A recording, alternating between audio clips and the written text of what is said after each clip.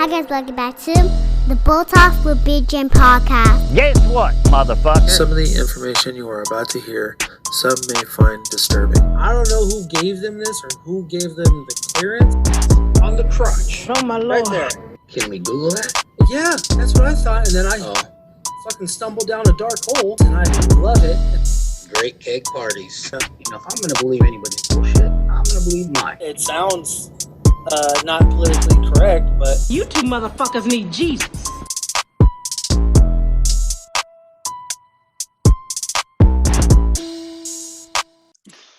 All right, what's up, everybody? Welcome back to Boat Talks with Big Jim podcast. Unfortunately, Big Jim is not with me today. He's on his way up to LA. But special guest with us today, stand-up comedian Joey Avery. What's going on, brother? What's up, man? No Big Jim. No Big Jim today. Big Jim is driving up from the Bay Area to LA right now. We're here for a wedding, so he's on his way up. Oh, nice. A mid-COVID wedding. Yeah, exactly. Yeah, mid-COVID wedding with a ambiance of fire smoke. I love that. That's a beautiful thing. My parents are actually at a mid-COVID wedding too, so I'm glad everyone's taking it seriously. Oh, I'd go. I'd go to a wedding. I don't miss weddings. I enjoy them. It's actually really fun. We just had the rehearsal yesterday, and I was the only person there who had a slight buzz. It was the funnest thing ever. Why were you the only person there who had a buzz? That doesn't sound like a wedding at all. Well, because no one drank beforehand, but I made sure that I slammed a 22-ounce IPA. So it was definitely worth it, though. Strong. I think that's a great move. Sometimes it's a party for one. Yeah. So real quick before we get started into this thing, a little icebreaker question that I kind of want to ask. Bert Kreischer, Dave Chappelle, Russell Peters. You got to fuck one, marry one, kill one. Oh Jesus, the old FMK. FMK, brother. You gotta marry Dave. Yeah. You marry Dave because and if you marry Dave, you understand the caveat. He's probably going to cheat on you. He's Dave Chappelle. He can do what he wants to do. But if you want to marry the GOAT, that's just something that you put up with. So I would have an open relationship with Dave because you can't saddle that stallion. You probably fuck Bert. I think he would be a power bottom. I think he would be a power bottom. Yeah, he seems like an eminently fuckable man. I think it would be achievable, and he's definitely that level of hotness where you're like, I deserve to fuck, which I think is nice. So you fuck, and then Russell's just getting left out. Nothing against Russell, but yeah, I'm gonna kill him. I'm gonna kill him. That's just. That's fucking hilarious. So, when did you start doing stand-up, bro? I started doing stand-up almost, I think 7 or 8 years ago. So, let's see. It was I was 21 when I started. No shit. So so I've been doing it for a while, for a minute now. And then you and I have been going back and forth on the old gram there, the old DMs. Yep. You mentioned that you went to South Africa for foreign exchange kind of thing, and that's kind of where it started at. Exactly. Yeah. So I was able to study abroad. So I got to live in Cape Town for 6 months. Incredible experience. Kind of wanted to. When I found out I was going to be able to have the opportunity, I was like, I want to go somewhere where almost nobody I know has been. Also, I only speak English. That narrowed it down a lot. And Cape Town popped up. And it's an incredible place. And while I was over there, it was just kind of one of those things where it's like, if you're going to take the opportunity to hop in a freaking metal tube and get to the other side of the world where no one knows who you are, like, try everything you've ever even thought about, right. and try and reinvent yourself. And tried a lot of random things. I was like tried a jujitsu class for a day, was like, don't want my arm broken. I took an African dance course. I'm fantastic at dance, but just not much of a career there. And I did stand up once, and I was like, that's it. That's what I'm going to do. Depends on what kind of dancing that you're doing. If it involves a pole, I fucked up. You're solid. I fucked up because I didn't know TikTok was coming round the bend. And had I known that, I would have stuck to dance. You could have had WAP. You could have been the hit sensation, bro. I have a wide ass penis. Wide ass penis, exactly. that new WAP, dude. Yeah. That's fucking hilarious. Well, that's cool because then you brought what you learned over in South Africa and you brought it back home. Yeah. But are you originally from the Bay Area or from SoCal? No, I'm from the Bay Area, though in some circles I am known as the San Diego Hammer. But I'm from South Bay, like just outside of like suburbs of San Jose, and okay.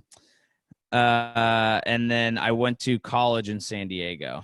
So okay, so that's where I saw San Diego. Okay, yeah, that college speech, bro, was fucking. That was like perfect, spot on. How long did it take? Oh, of course, brother.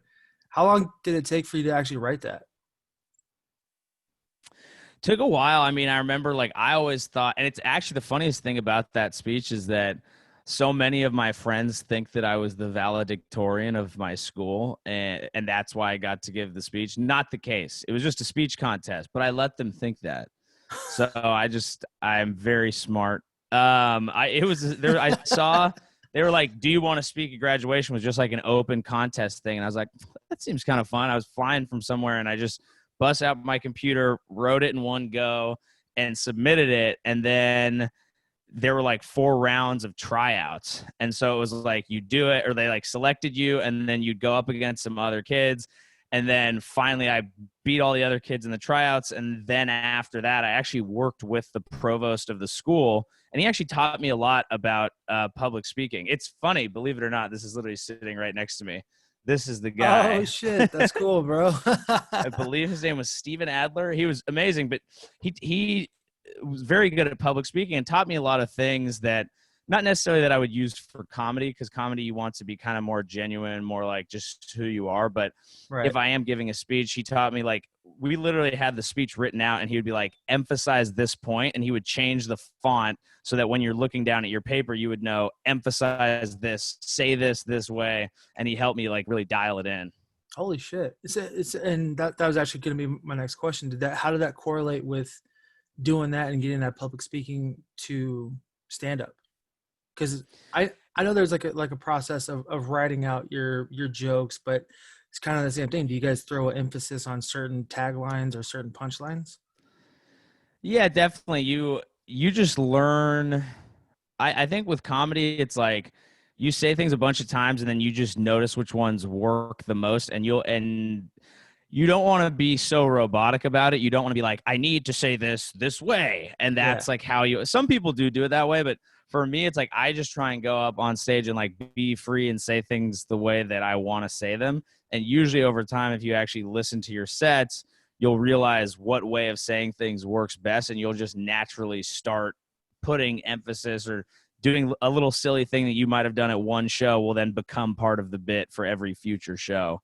So it's a mix of like freedom and also the focus to like keep what works and tighten things up. So it's definitely an art to say that, to speak, not only speak in front of people, but to make them laugh, especially in uncomfortable situations.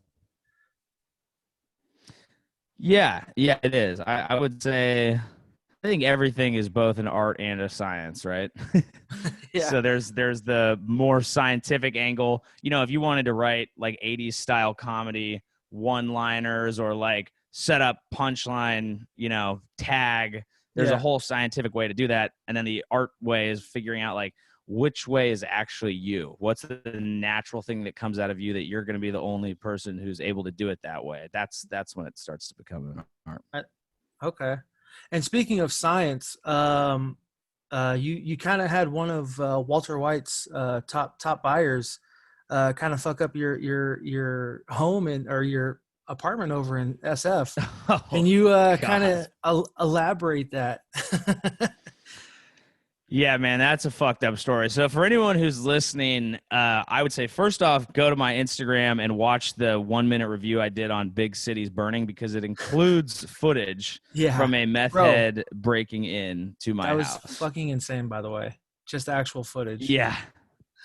Isn't that wild? So the long, do you want the long story? Sure. I mean, it's up to you, brother. So basically it goes back to, we lived in the Castro district of San Francisco, and we lived across, basically it was like at the top of our landing was our door and one other door. And we came to find out over time that in the door that was across from us lived men who enjoyed doing meth and fucking all manner of strange transient men. These are just things we noticed from living there. We noticed at one point, my girlfriend looked through the peephole, saw 2 men lying down 69ing each other while I was out at a comedy show.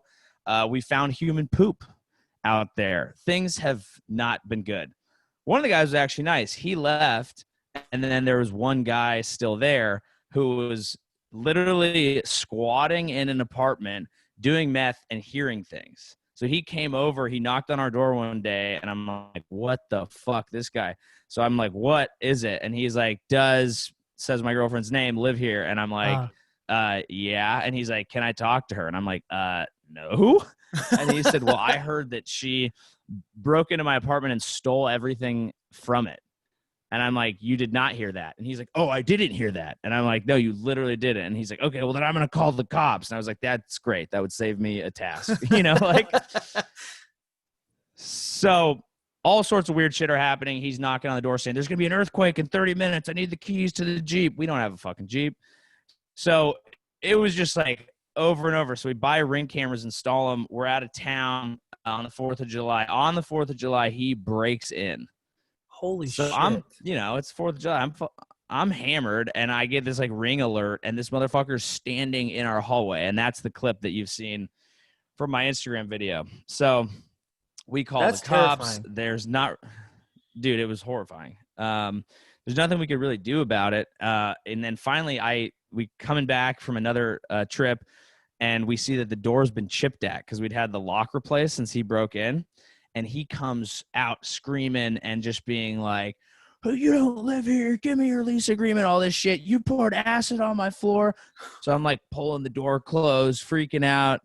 And we called the cops, and they were already outside because they'd been casing the place because he'd called the cops on himself and basically was like, my neighbors poured acid on the floor. My name is Jesse James. And they were like, your name is not Jesse James at all.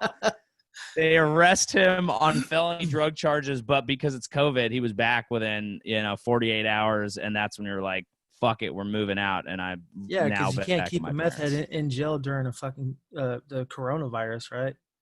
Got to stop the spread. But this is where I disagree. I think he should be in jail because he was screaming at me, and during the time he was screaming at me, he was not wearing a mask. Oh, so he is just a fucking asshole. He was not following proto, bud. Yeah. Slow the spread, keep them in jail. Yeah, that's what I think. Well, on a lighter note, as of recently and you know, like before, Instagram, you actually wrote, correct me if I'm wrong, but you wrote part of a monologue for Andrew Schultz. Mm-hmm. How did that happen, man? Like that's huge. Yeah, man, it was very cool. I met Schultz. I've opened for Schultz. Honestly, I opened for him several years ago. Like he was doing very well, but it was before he like really popped. Mm-hmm. And so usually when he's in the Bay Area, I'll see him and usually get to open for him and do stuff with him. Sacramento, SF, South Bay. Whenever he's around, I'll usually get on a show with him and hang out. So I've known him for a while. And the thing with Schultz is he's very generous and very loyal. He's one of the good dudes in comedy who like, he doesn't have to give me things. Right. But like, I've known him for a while. He he just like really likes helping other people out. So when I saw he was doing the monologues, I thought they were great. And instead of just hitting him up and being like, hey man, if you ever need help, I actually wrote two like spec scripts, like basically monologues in his voice on topics that I think he would cover, and sent him over to him. And that's how I got to write on one. No shit. And then on top of that, Rogan reposted that, dude. Like, what did that feel? I look at that big old smile. You've probably felt some type of way. Oh yeah, no, that was one of the cooler moments that I've had. Just because, you know, the reason that comedy was even in my head as something that I wanted to try was before I ever started doing it. You know, when I was in college, I was like early days listening to the Rogan podcast, like super early on. And so he would have comedians on, and whenever he would have comics on, that was like honestly the most, even more than watching comedy, the most that I felt like, oh my God, these are like my people. Like it was like hearing comics talk behind the scenes that really made me fall in love with comedy. And so it was kind of in my head. So when I first went to South Africa, the first thing I did is I got a show on the radio out there. So I was doing mostly radio. And then my friend went to buy weed from a bar because he heard that they'd sell you weed over the counter of the bar, and they had an open mic, and that's how I started doing it. So it all went back to Rogan. So when, you know, I was sitting in my friend's house about to play golf, and I just like got like a notification on my, like I just like opened my Instagram and I saw Joe Rogan mention you in a post, and I like looked at it like 4 times and like refreshed it and texted Schultz, and we both were like, this is big. No fucking way, dude. That's fucking cool, man. Yeah. That's fucking nuts. Like I can only imagine, cause same thing. I've been listening to Rogan since he was on Ustream, like way back in like when his first sponsor was Fleshlight. Love the old Fleshlight, dude. The old Fleshlight, bro. Dude, fucking perfect. He was like, oh look, you can get the Avatar one, you can get the blue Avatar pussy. It was fucking nuts, dude.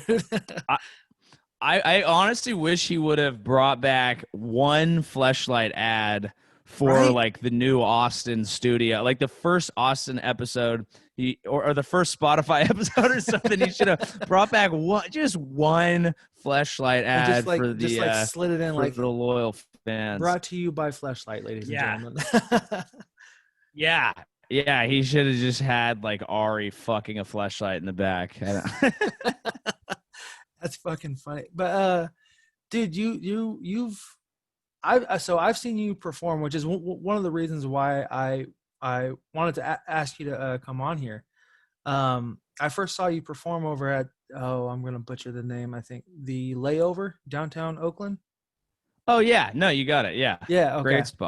Great spot, dude. And I gotta thank my beautiful wife for actually bringing me there, because that was a birthday gift. Didn't know what to expect, and then you popped on stage, and I think one of your jokes was about some spider, and then yeah. I don't hunt like a. It's literally it's true to life for me. The premise of that joke is, and I won't tell the joke, but the basic premise is that like a lot of people think of, you know, hooking up with girls as like, you know, hunting like a lion, going out, seeing someone, and I am more like a spider. I just try to weave a web. You know, I've always had to let the game come to me. I really don't have that killer instinct where I can be like, oh, there's a hot girl at the other side of the bar, I'm just going to walk over there and say something. It's funny. I could never do that. And that's probably even part of why I started doing stand-up, is I was like, well, if I grab the microphone and address everyone, then maybe one of them will notice me. I think that kind of that hits true with like a few comics though, right?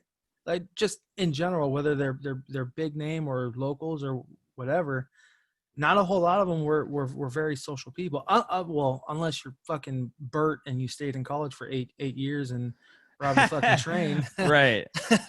Yeah. You know, everyone, there's a common thread of whatever it is, need for approval, or the most socially comfortable you can feel by doing the hardest social thing that there is to do, which is make people laugh who are expecting you to make them laugh.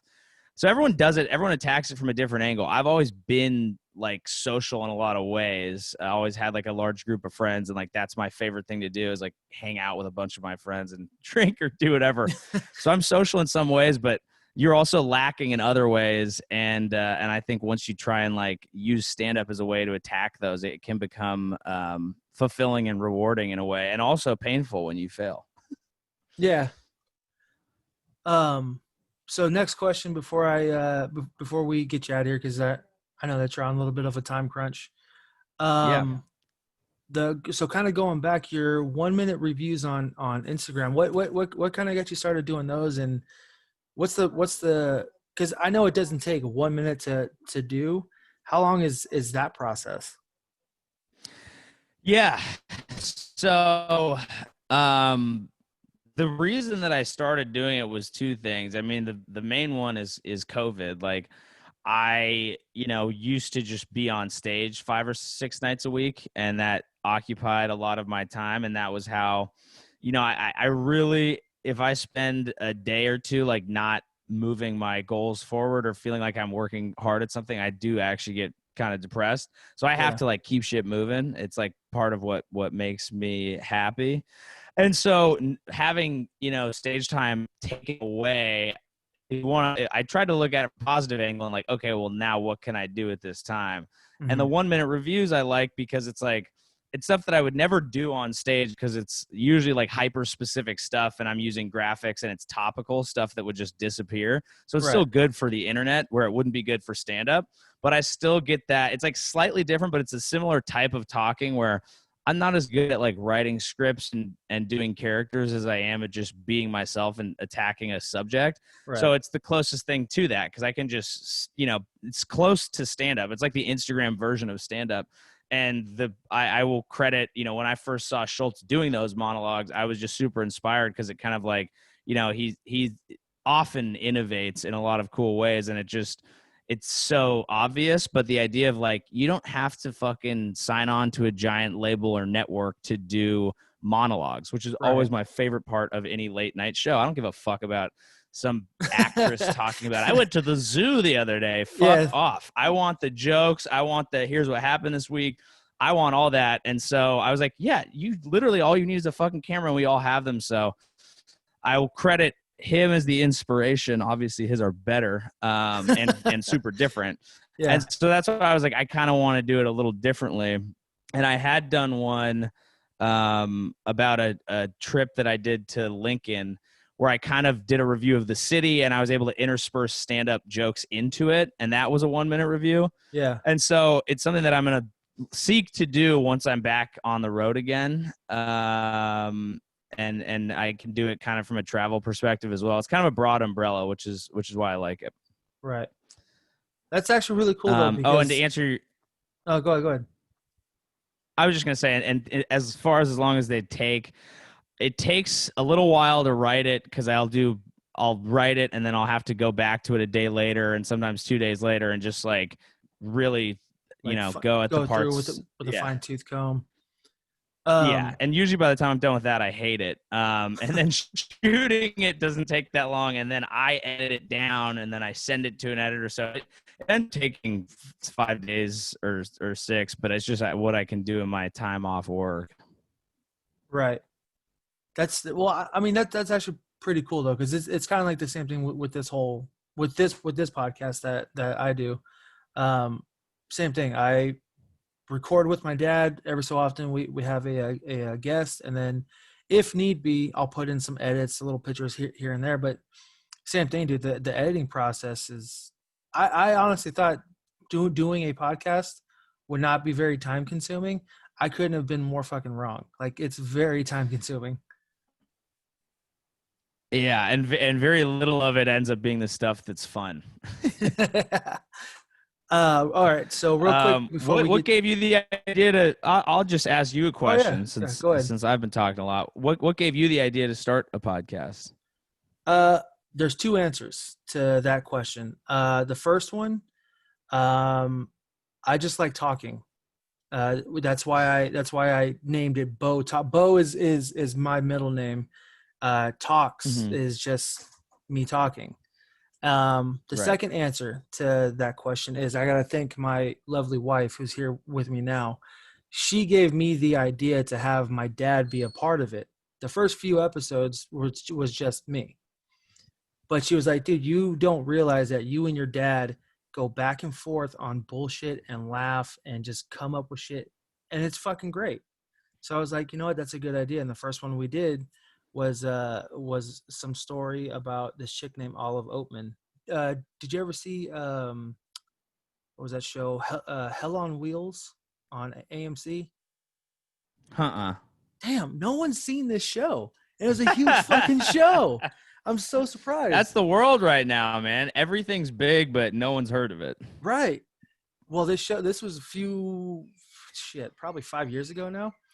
Well, one of the characters had a chin tattoo. It was a white woman with a chin tattoo, and she got captured by Native Americans in the TV show. So I thought about it. I was like, who the fuck who was this person based off of, or was this just a crazy character someone thought of? Sure enough, she was based off of this woman named Olive Oatman, who was captured by Yavapai Indians and then traded to the Navajo. And the Navajo were the ones that actually marked her and her younger sister. There's more to the story, but Holy shit. Oh, dude, it's a fucking nutty story. And if you ever go to Arizona, there's a spot where her entire family was killed. Her mom, her dad, her two brothers, and another sister. The only survivors were one brother who, that's my uncle over there, by the way. What's up, Uncle? What's up? One brother who was beaten half to death and almost scalped, and then the two daughters were taken, and the story goes from there. So holy shit, that's wild. Yeah, fucking crazy story, dude.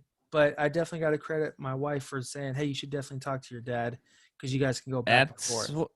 That's what it's all about, man. If you can find a partner that sees, that understands the things that your areas where you thrive and can point them out to you where you would actually miss them, that's when you got something. Oh yeah, and dude, she's golden. I fucking love her to death. That's awesome, man. Well, Joey, man, thank you very much for coming on. Where can people find you? Where can they follow you at? Yeah, absolutely. I think Instagram is probably the main spot right now, and that's at Joey Avery. Very easy. At Joey Avery Comedy on Twitter. JoeyAvery.com has shows, which will be fun when those exist again. And then the Pier 69 podcast and album on Spotify, Junior Varsity, and the Chubbies podcast. That's everything. All right, man. Thank you very. Oh, actually, one more question. Sorry.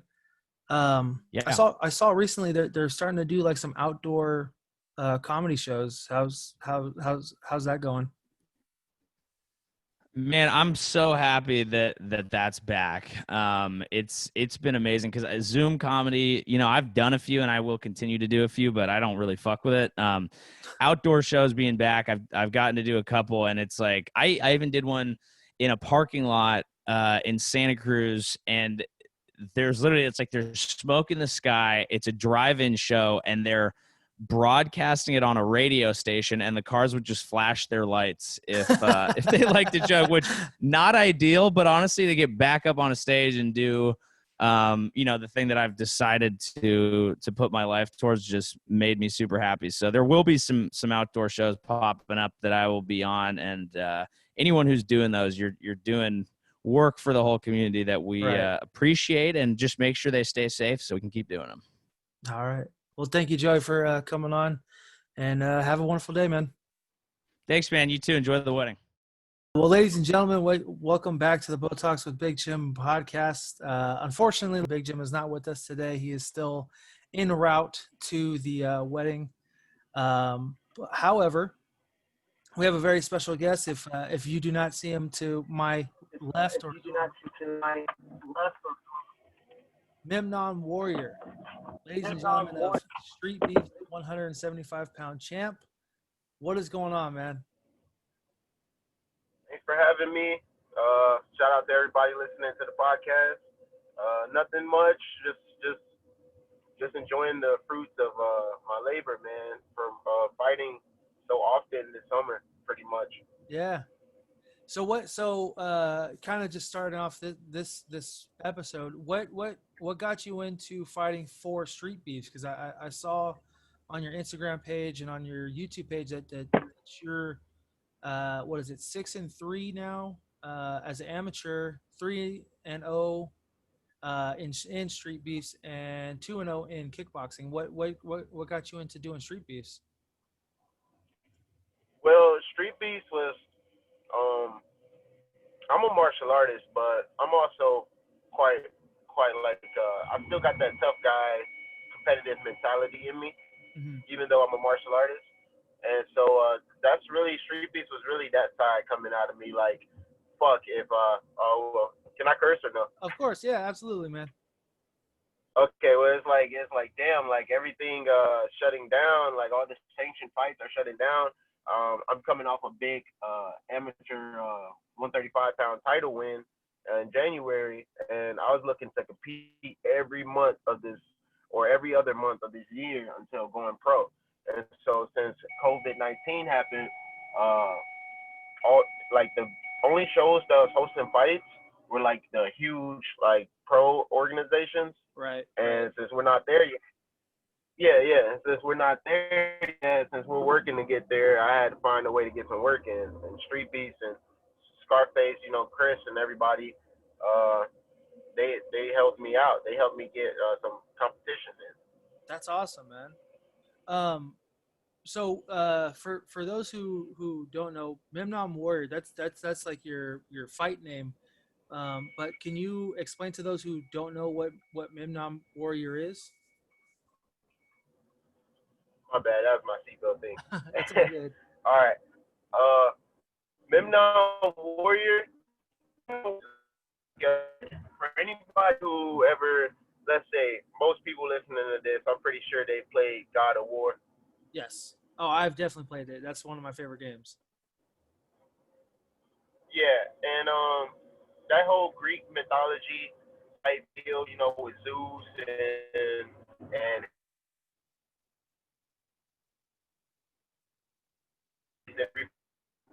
was like the only African Ethiopian king that became a god of war. And it's just my grandfather called me that in wrestling back in high school, and I was just like not thinking nothing of it. But then once I started fighting, I started like seeing the opportunity to bring that story to light, because it's actually a pretty badass story. Like a guy whooping 10,000 people's ass with just 2 blades. It's like I could bring that to light one day. Right. That's hella cool, man. You can hear me though, right? I can hear you. Yeah. I can hear you. Yeah. So you just said that you fought at 135, and now you fight at Street Beefs at 175. What's dude? That's a huge weight cut. That's a 40-pound weight cut. Is that taking a toll on your body? Oh man, I eat the day away in when I fight at 35. I just diet so good. Like I just know my body so well because I did wrestle for 4 years in high school, and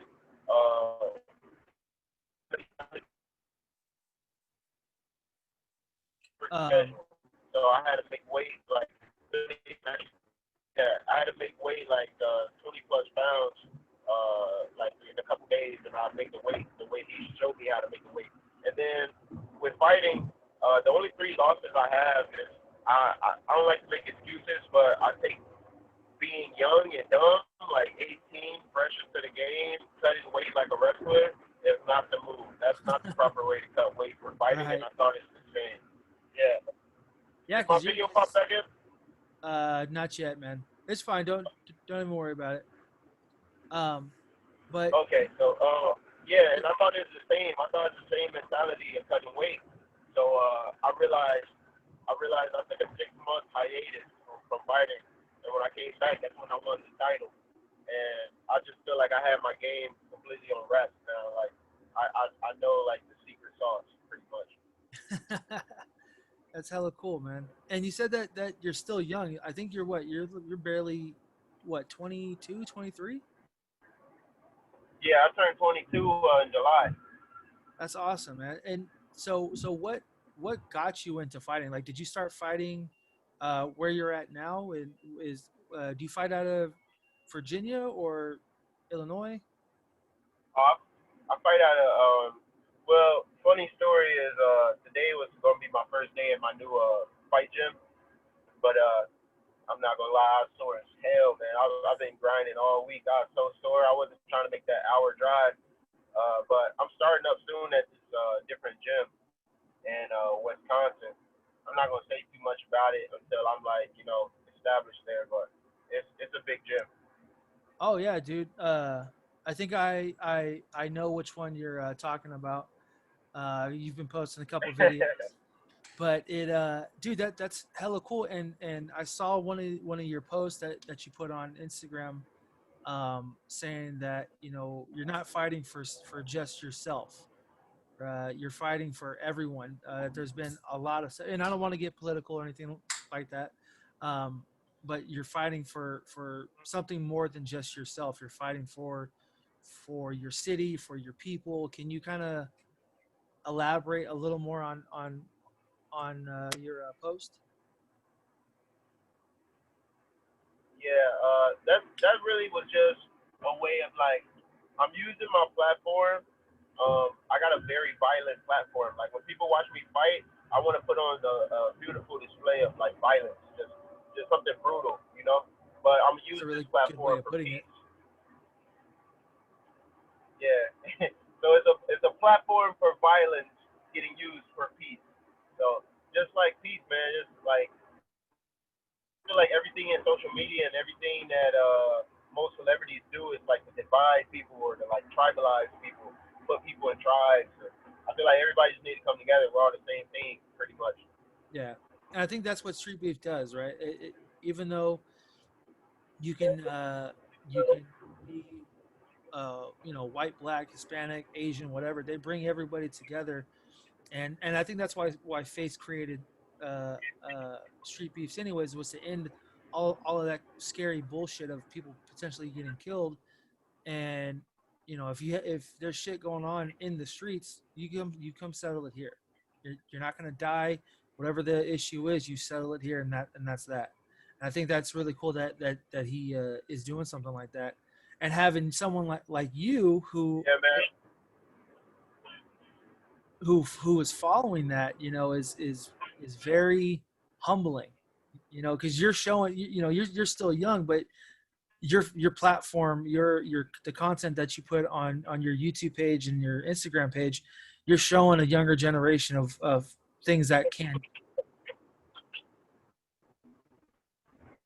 That's true, man. Like I love the beef fights. The beef fights are my favorite ones. Those are the best, man. That last one with what's his name, the Olympian. Ooh, he put that dude Olympian. to sleep. Yeah. Holy shit, that was a crazy That right shit was hand. crazy. out of all this, the street and the fights, whether they're beef fights or not, which ones were your favorite or most memorable? I would have to say my fights because it was just like the first two fights was in the same day. Oh shit! No way that you fought twice in one day. Yeah, because with that bullshit that happened with Smoke, when Yes. it's like Yeah. they said I landed a legal strike. It's hard not to land a legal strike when the person's defense is to give you the back of the head. Like Right. imagine this, you're on mount, and I get it because the referee and Smoke, they like train together, so of course the referee will give them more time to try to survive. But in a real Satan bout, that wouldn't happen because I would have got the TKO way before the elbows even started coming. Right. He was not intelligently defending himself. Yeah. And they always say, even in a back room for sanctioned fights, they say always, if you're not intelligently defending yourself, I'm going to stop the fight. If you're flat, just taking damage, just taking punches, we're going to stop the fight. and Smoke got hard, but he was just on his belly, laying flat, and just wailing the back of his head, doing this. Yeah. And I mean, that's even if I'm aiming to strike, because if you watch the video from the video angle, from their angle in person, you can see, okay, they may think it's an illegal strike because where they're standing at. But in the video, you can see I'm literally angling my shots. Like people, You could see it. You could definitely see it. You're throwing it to the side. You're not coming straight down. It's to the side. Yeah, 100%. And I don't even like every shot. I'm not being just a bumbling fool. Just not like everything is precise. Everything is precise. I always think of myself as like a sniper when I'm fighting. Like everything isn't for a reason. I don't like to waste energy. And I was here, boom, boom, get good position, boom, boom, boom. He's not even throwing nothing. He's not defending himself. He's not like they should have stopped the fight. Yeah, at a moment like that fight should have been done. Do you think? At the moment, I was just. Sorry. Do you think with street beefs, do you think it would benefit their page and their platform a little more? And not to say that what they're doing is wrong or anything like that, but to have at least a amateur referee in there, like someone who's been in the AMI circle and can kind of help out. Well, I know that was Corey Walsh. He's actually been in fights before. I think he got like a goal in the record. So he's been there. He's for sure been in there. Okay. I don't know about the other referees, but they're not bad guys. It's just like just certain scenarios, sometimes certain situations. It's like, oh man, you should have stopped that. Like the Baby Hulk and the Viking fight. Yes. Holy shit. Yeah, that one was pretty bad. Yeah, that one was pretty insane. But like I said too, I can understand where Face is coming from because he mentioned in a update video, especially with what's going on now, if there's a drop of blood anywhere, they can't let it go on, for health reasons and for health purposes, which makes sense. Do you think? And then a lot of people don't know. One second, a lot of people don't know that the cage fight after that kick, and when I first smoked him, we had to stop for like 10 minutes to stop the bleeding, man. And 10 minutes he got the cover, but I feel like he wouldn't have been able to take that kick, man. That kick, I put a lot into that kick. That's right. I saw you doing that. I believe it was on YouTube. You were breaking it down and you said that. That's a long time. That's a long time for someone to recover. And that's Go ahead. Bro, in left weight, which is like the art of 9 limbs. Back in the day when it first was around, like, and I think some places still do this. I think they stop now to save from the fighters, but if you get knocked out, you got 2 minutes to get knocked out, cover in 2 minutes, and then come back to win the fight. What? So 10 minutes. Yeah, so 10 minutes is to recover. That's definitely a lot of time. Holy shit, man. That's nuts. Yeah, that I mean, again, they should have if there was that much blood with KG, they definitely should have ended it. I mean, I'm glad that they kind of let it go on, and obviously this has catapulted you to something bigger. Yeah. But they should have kind of explained that too, I think, in the video afterwards.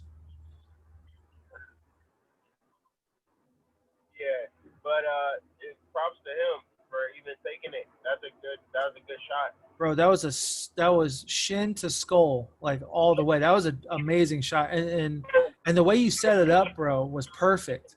You set it up perfectly. Your kicks are fucking phenomenal, dudes. Like, so did you start off doing kickboxing? and I started off doing Taekwondo. Taekwondo, holy shit! So you're So like I went the from Taekwondo. Yep. I went Taekwondo to wrestling. that's crazy, dude. You're like the Joe Rogan of street beefs. You go from Taekwondo to jiu-jitsu, and then Taekwondo to wrestling men. That's cool. Yeah. So, Yeah. Hey, I like the idea with the podcast, man. oh, thank you, man. Appreciate it. Thank you. Yeah. So, Yeah. like, what's your goals as far as your podcast go? Are you like dropping this on OnlyFans or on YouTube too? I've never heard that. No one's actually mentioned OnlyFans for this. No. I actually do it on YouTube. So the video portion will definitely be on YouTube. I have it on Apple Podcasts, Spotify, anywhere where you can find podcasts. Typically, I do this with my dad. So if there's questions that I can't think of, he'll ask them too, and it's cool because it's a younger generation with the older generation. So he's more methodical with what he thinks of, and certain things that I just don't think of. He will see it and then ask. So it's actually really, really cool. And Oh I man, really we gotta do a part 2 then. Oh yeah, absolutely. Trust me. He will be here soon. But we could definitely set something up so that way we can talk more. But going back to your platform, man, I saw one of your most recent posts, and someone just got signed professionally. How does that feel? Yeah. It's when you're making a when I made that post, I knew I would get like a lot of misinterpretations of it because I'm making the transition to a professional fighter, so I'm no longer can do any amateur exhibitions, no longer can do any amateur fights. So once I turn pro as a professional athlete in MMA, then if I do a kickboxing bout, it's got to be professional. If I do boxing, it'll be a pro boxing bout. And the only difference, man, literally the only difference is I finally started to get paid for this shit. That's the only thing. I finally started to get paid for this shit, man. Yeah. I finally can get, my some reward for all of this. For your hard work, man. The hard work and kicking ass. Yeah, but that's literally the only difference is now, like, because as an amateur, it's illegal to pay an amateur fighter. Like, That's as crazy. an amateur, you fight for experience. You fight for, yeah. If you're selling tickets, but look, we're in a time where you can't sell no tickets. We're in a time where the audience, there is no audience. I gotta like turn professional now. Because I think the most I made as an amateur fighter, I did make like $1, but that's because I sold a lot of tickets. Wow, dude. So also because you're fighting amateur, and I'm just assuming, like, if you were to get injured, that's out of your pocket though, right? 100%. Ooh, those are not cheap bills, man. Holy shit. To get injured, any type of injury, yeah. Oh But my God. now that I'm turning pro, I'm gonna fight for a professional organization. So say I'm gonna keep doing what I'm doing, building my brand and building my little cult following, and then Yeah, dude, keep it I'm gonna up, go to the UFC, man. So that's actually that was going to be my next UFC question. or Bellator. That was going to be my next question was, what does Memnon want? What does Memnon think that he should be going to? Was it UFC, Bellator, PFL? But I think right now Bellator and UFC are the big money makers, right? Yeah, and it's really I'm not.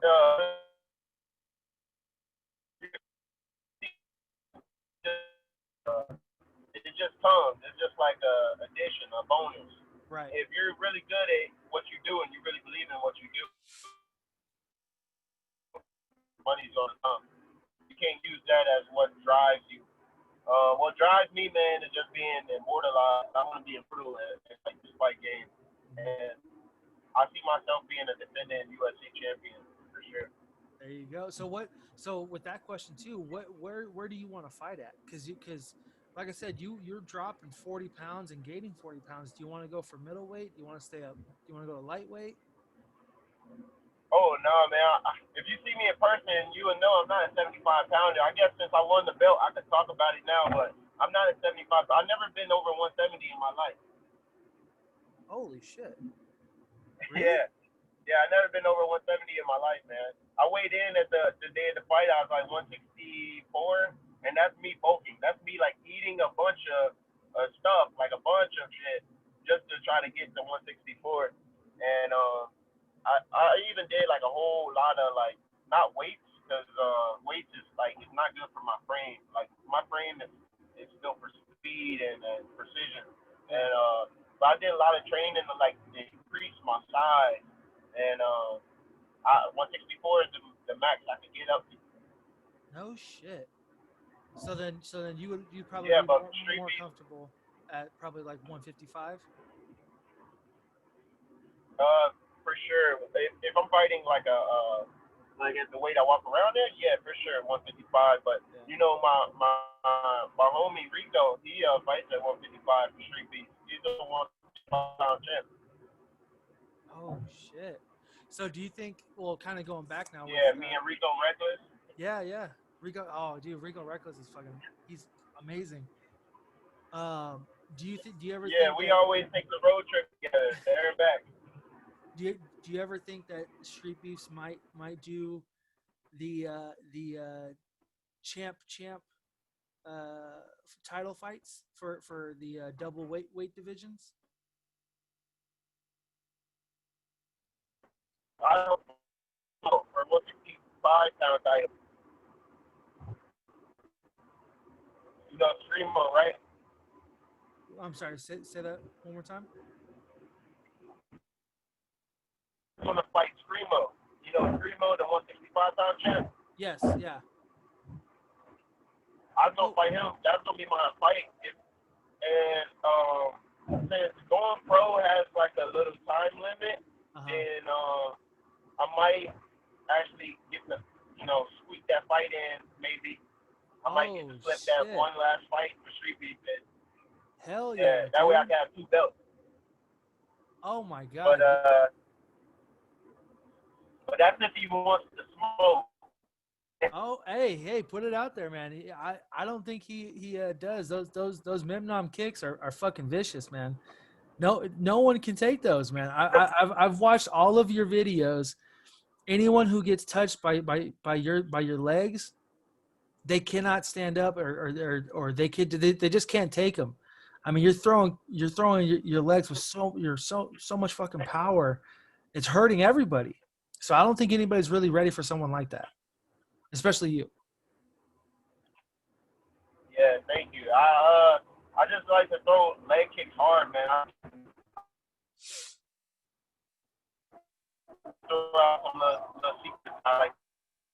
First round, I just like to throw leg kicks and jabs, man. I just want to see where they're at. I want to see where their skill level, where their mentality is at. Because I know once you eat a leg kick, if you switch stances, or if you check it, or it's just however you react to eating that first leg kick, it shows me if I can set up that head kick or not. And It's no secret. Everybody know I'm in love with the head kick. I want to kick people in the head. That's the fun thing to look at. I'm addicted to it, man. That's a great hit. Ever since I was 16 years old, bro, I put somebody down with a head kick, and they had headgear on and everything. And it wasn't a hard head kick. I was just throwing my basic combination, jab, cross, hook. I think I did rear leg kick, lead head kick, boom. And he circled to that side. After that leg kick, he circled to the side, and his head was just open. He didn't even see it coming. And he just went flat out. And that's my boy. You my boy. If you seeing this, you know who you are. I mean, no hate, bro. You ended up getting me back a little bit, kinda.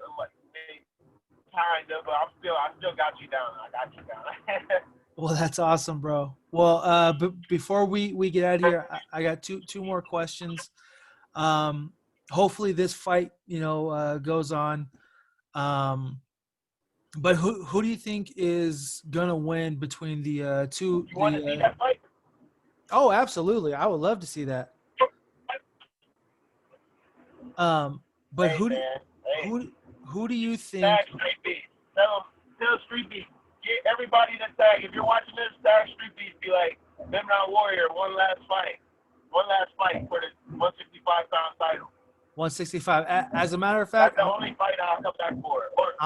I'm gonna put this on Instagram and I'll even hashtag it. One last fight. 165. One last fight. One last fight. But me versus Screamo or me versus Italian Tyson? Ooh. Oh my God, Italian Tyson, bro. If he comes in, listen, I like the guy. I can't hate on him very much, but that dude, he is very cocky. Like him too. He's very cocky. He's a very cocky fighter, and he's good. Don't get me wrong, but I don't think he would be ready for someone of your caliber, bro. Especially with that fucking head kick. No one's getting up after that fucking head kick. I would like to fight him too. I like him. I like his he's cocky and seems like a bit of an asshole, but I just like guys with different energy like that. Like come to the ring just going crazy. It's like, man, like he really that confidence. I like that confidence. Some fighters don't got that confidence to go in there and really think I'm about to put this dude to sleep. Like it's rare. Like I'm like that too, but I'm not so loud with it. I'm like real down to earth. Like I don't know. I'm not a loud guy. I let my actions speak with my hands. I don't like to talk. You're a silent killer, bro. Now before we of course, man. Before we get out of here, I have two questions. Obviously, it's Saturday. It is fight night. Who do you have for UFC tonight? The main event is Colby Covington and Tyron Woodley for a welterweight bout. Who do you see winning that fight?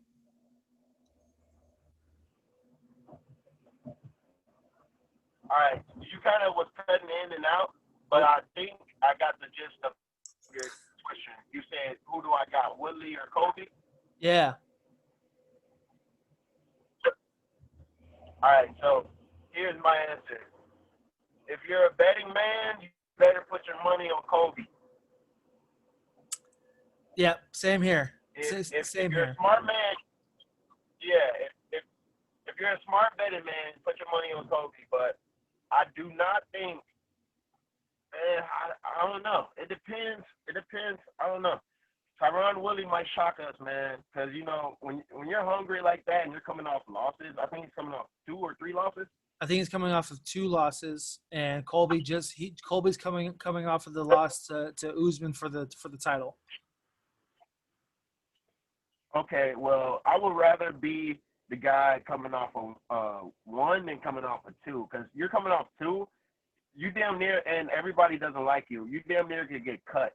And that's going to be a different type of aspect of his game. Like, that's going to make him want to pull the trigger more. Because the thing about Tyron Woodley, he's notorious for not pulling that trigger on that hand, that right hand. Everybody knows it's coming. He never pulls the fights on the outside.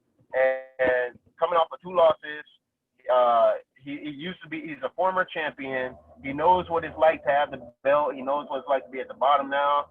I don't know, man. He might surprise us.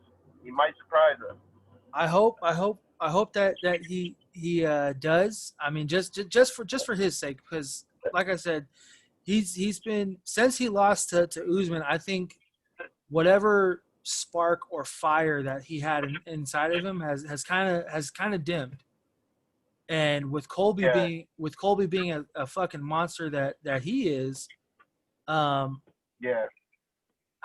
don't know. I really don't know, because when Colby fought Lawler, bro, and I hope someone can correct me on this, he threw over 2,100 punches. 2,100 punches, He bro. threw a lot. That's just nonstop. So I hope Tyron can hold up to that and fight it off and use some wrestling. But at the same time, Colby is a wrestler too.